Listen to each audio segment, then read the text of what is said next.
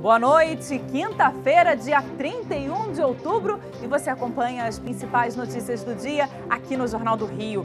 Rosinha e Antony Garotinho podem deixar a cadeia a qualquer momento. O ministro Gilmar Mendes, do Supremo Tribunal Federal, mandou soltar os ex-governadores e, no lugar da prisão, determinou medidas cautelares. Vamos falar também sobre o caso Marielle Franco. Hoje o dia foi marcado por depoimentos na Delegacia de Homicídios.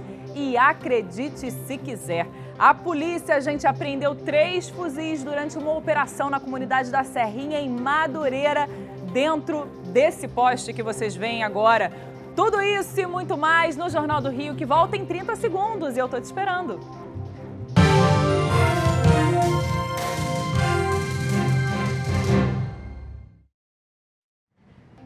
E o dia hoje foi de depoimentos lá na divisão de homicídios, na Barra da Tijuca, zona oeste aqui do Rio, porque testemunhas foram chamadas novamente para falar sobre o caso Marielle Franco. As 4 testemunhas chegaram no fim da manhã à sede da divisão de homicídios. A polícia não divulgou as identidades e nem o conteúdo dos depoimentos. Nessa semana, pelo menos outras 3 pessoas foram ouvidas na investigação. Entre elas, Mônica Benício, a viúva da vereadora. Em uma rede social, ela cobrou justiça. As notícias são estarrecedoras. Espero que as autoridades competentes investiguem com isenção toda e qualquer pessoa que possa ter um tipo de implicação na execução de Marielle e Anderson. É uma resposta que o Estado brasileiro deve aos familiares, à sociedade e ao mundo. Essa etapa da investigação tem como objetivo descobrir quem foi o mandante do atentado contra a vereadora, que também tirou a vida do motorista Anderson Gomes em março do ano passado. Um dos suspeitos é o ex-conselheiro do Tribunal de Contas do Estado, Domingos Brazão, que teria ligação com a milícia.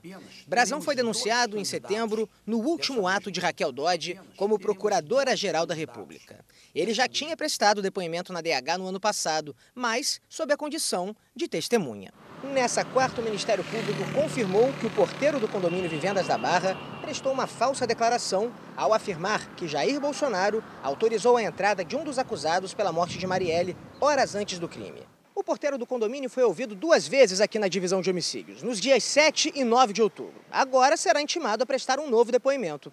Caso seja comprovado que mentiu deliberadamente, ele pode ser processado por falso testemunho. Ontem, a perícia do Sistema de Comunicação Interna do condomínio atestou que quem atendeu o interfone foi o PM reformado Rony Lessa, cuja casa fica na mesma rua da de Bolsonaro. Para o MP, a ligação prova que Lessa e Queiroz estiveram juntos no dia do crime, o que vinha sendo negado por ambos. Os 2 estão presos preventivamente desde março e respondem pelo duplo homicídio na Justiça Fluminense. Mais um pedido de habeas corpus foi concedido para o casal Garotinho. Quem vai trazer todas as informações ao vivo é o Marcos Lacerda, direto da rádio Band News 90.3. Boa noite, Lacerda. Gilmar Mendes, né? Isso, Natasha Franco, boa noite a todos. O ministro do STF, Gilmar Mendes, concedeu agora há pouco o habeas corpus para os ex-governadores do Rio de Janeiro, Antony Garotinho e Rosinha Matheus. Eles foram presos na última terça-feira, depois de terem o habeas corpus negado pela Justiça. O primeiro habeas corpus foi do desembargador de plantão, o Ciro Darlan. De acordo com o Ministério Público do Rio de Janeiro, os políticos são acusados de participar de um esquema de superfaturamento e as fraudes foram identificadas em contratos entre a Prefeitura de Campos e a empreiteira Odebrecht para a construção de habitações populares durante os 2 mandatos de Rosinha à frente do município. Segundo o órgão, os rombos nos cofres públicos é superior a 60 milhões de reais. O processo é um desdobramento da Operação Lava Jato aqui no Rio de Janeiro. No despacho de Gilmar Mendes, ele também determinou que o casal não tenha contato por telefone físico, contato pessoal e também por qualquer meio eletrônico. Além disso, eles também terão que entregar o passaporte e qualquer viagem para o exterior tem que ter uma autorização da Justiça. Natasha.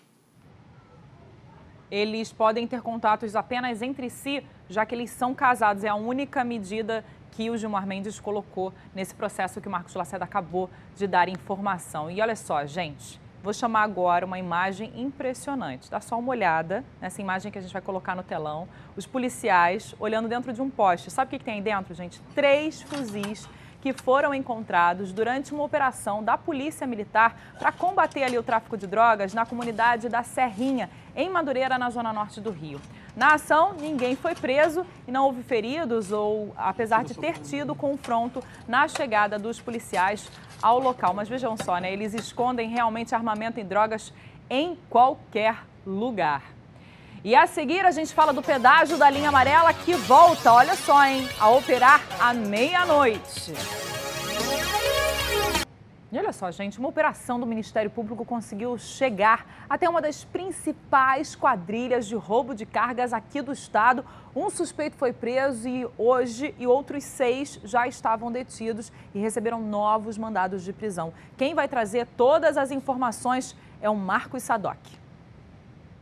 A quadrilha que foi alvo da operação de hoje da Polícia Militar e também do Ministério Público do Rio de Janeiro chegou a lucrar R$300 mil por dia durante roubos de carga. Essa quadrilha, inclusive, é considerada uma das principais quadrilhas desse tipo de crime pelo Ministério Público do Rio de Janeiro.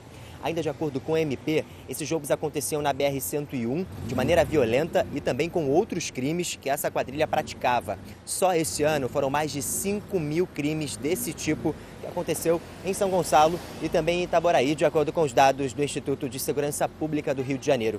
Em uma escuta que a Band teve acesso, a gente acompanha o momento, inclusive, que esses criminosos fazem um roubo de carga. Vem com o caminhão, vem com o caminhão! Aí pegamos um eletrodoméstico, ar-condicionado, televisão. Exatamente o que acontece quase todos os dias nas rodovias aqui do estado, né? E olha só, 22 pessoas serão ouvidas sobre o assassinato do pastor Anderson do Carmo. Os primeiros depoimentos na justiça começaram a ser colhidos na manhã de hoje. A audiência na terceira vara criminal de Niterói, que estava marcada para as 9 horas da manhã, começou com 1h30 de atraso e sem a presença dos réus.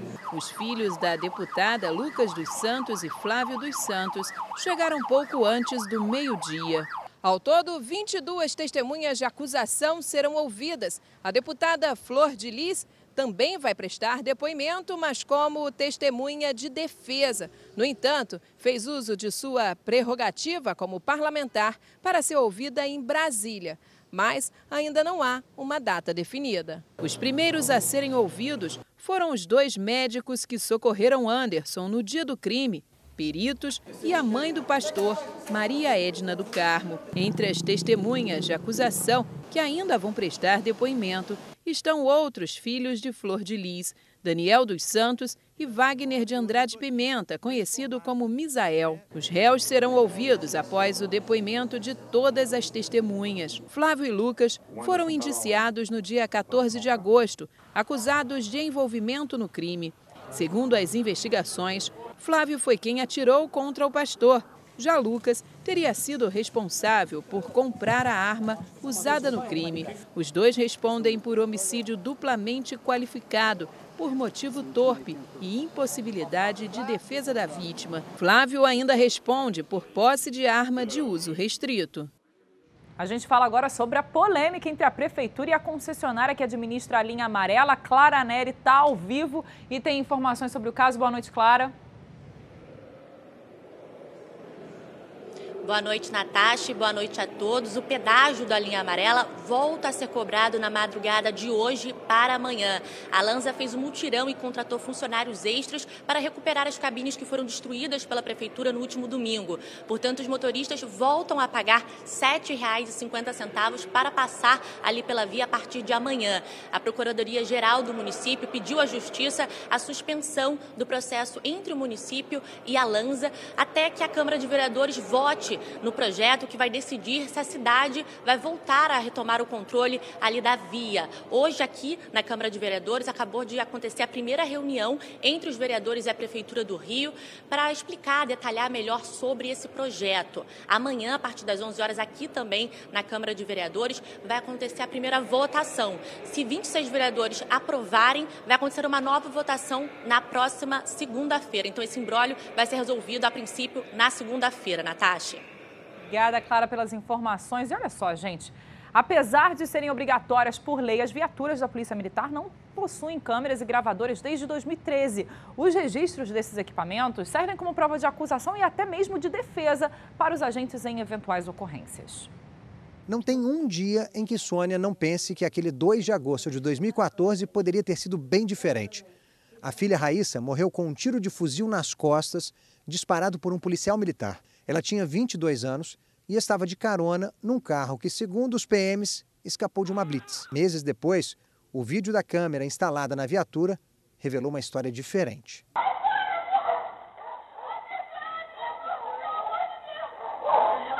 Não havia blitz.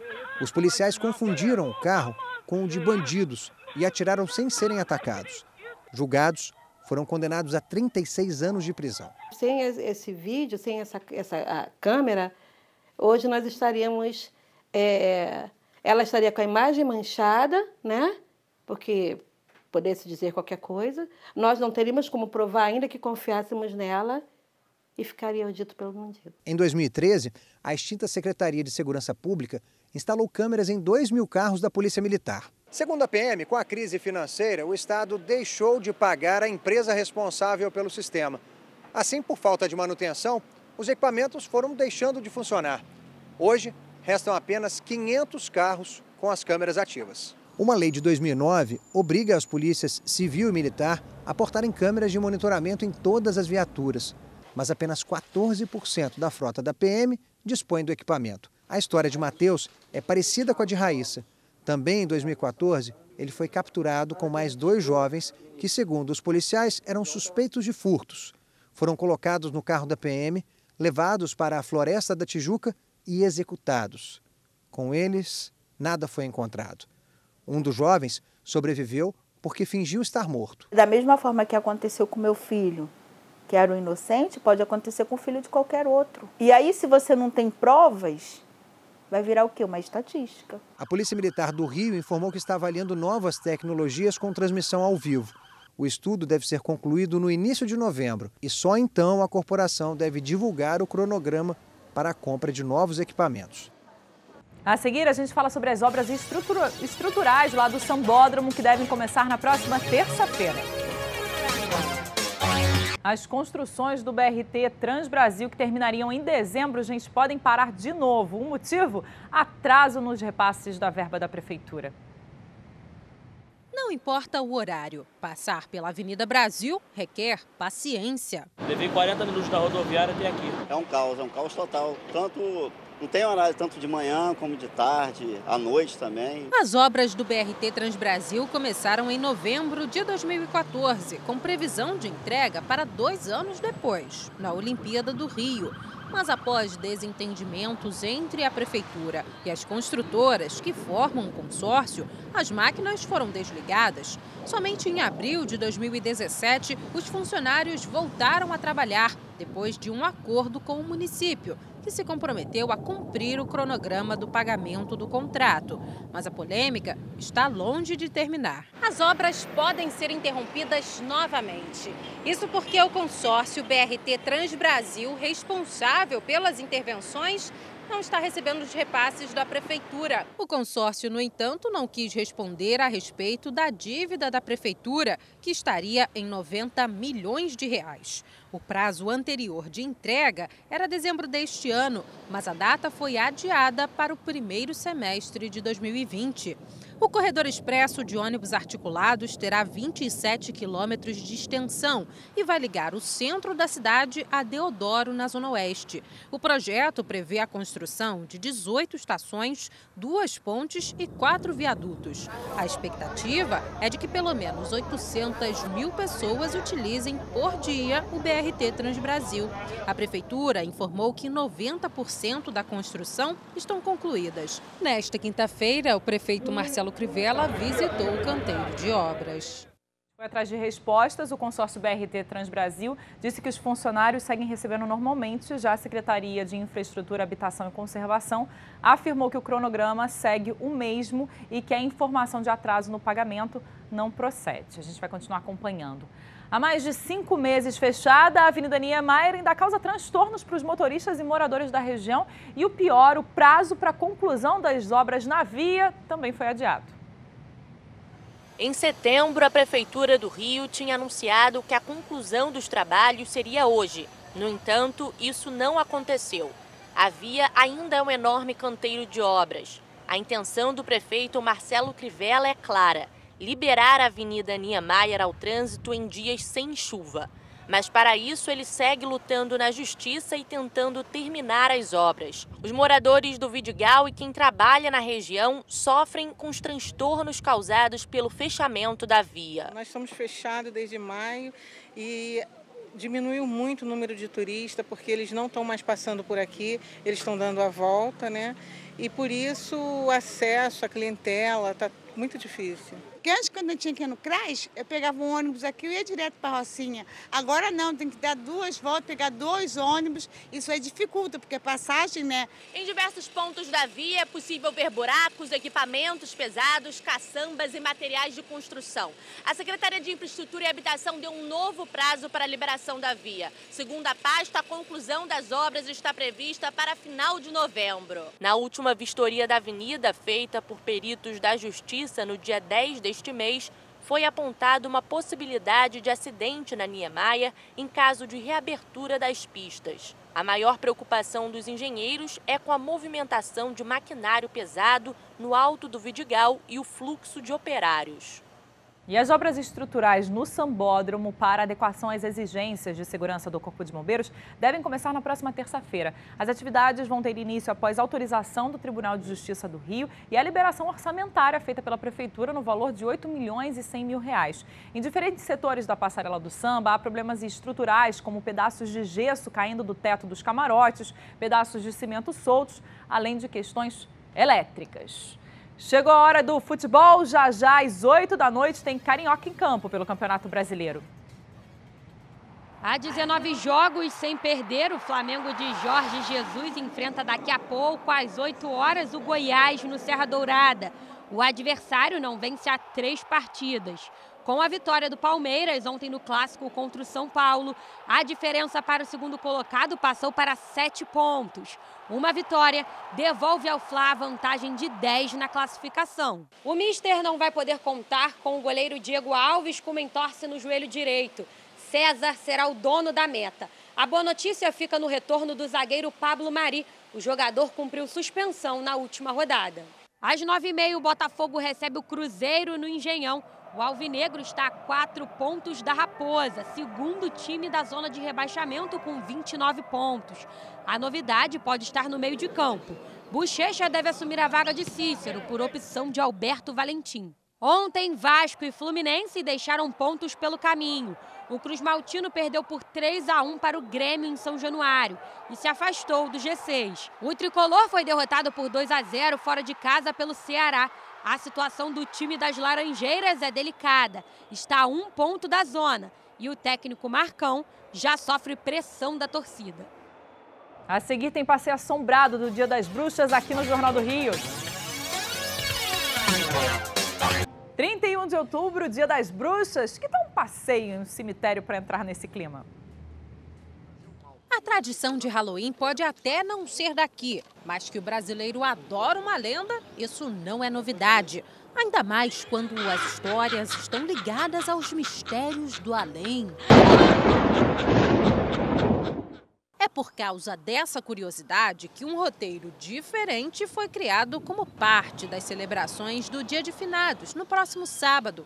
Um passeio pelos jazigos históricos de um dos cemitérios mais antigos do Rio, o Crematório e Cemitério da Penitência, na zona portuária da cidade. O guia vai ser o professor Milton Teixeira, historiador e colunista da Band News FM. Uma das funções do passeio, e ser realizado à noite, é exatamente desmistificar o cemitério como local de separação. O cemitério deve ser visto como um local de encontro. Entre os corredores de mausoléus, o passeio também vai contar com a presença de figuras históricas enterradas aqui. Você sabia, por exemplo, que a Corte Imperial Brasileira foi sepultada neste cemitério?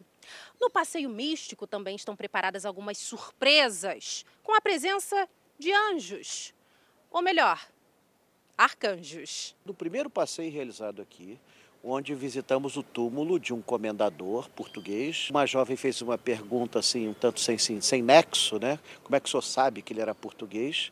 Aí eu comecei a dar a explicação e um vaso de mármore do túmulo foi arremessado violentamente na minha direção por uma mão invisível e me sujou de lama de cima até embaixo. Essas e muitas outras histórias vão ser contadas no passeio, que começa daqui a pouco, às 7h30 da noite. Muitas histórias assombradas. O Jornal do Rio termina nesse clima de Dia das Bruxas. Até amanhã, gente. Tchau, tchau.